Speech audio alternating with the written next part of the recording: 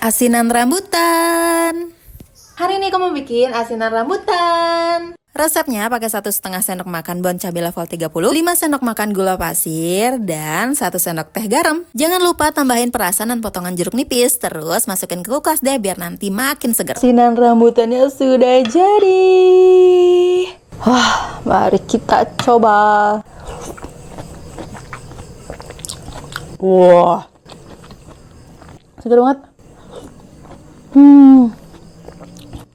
Pedas.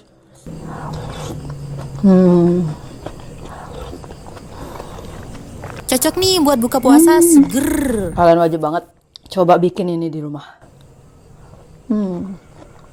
Ini bon cabai dipakein apa aja tuh enak banget. Ini walaupun warna kuahnya tuh nggak yang merah-merah banget, tapi ini pedas banget. Tapi enak. Mumpung masih musim rambutan, kalian harus buruan bikin ini sebelum nanti udah nggak musim rambutan lagi.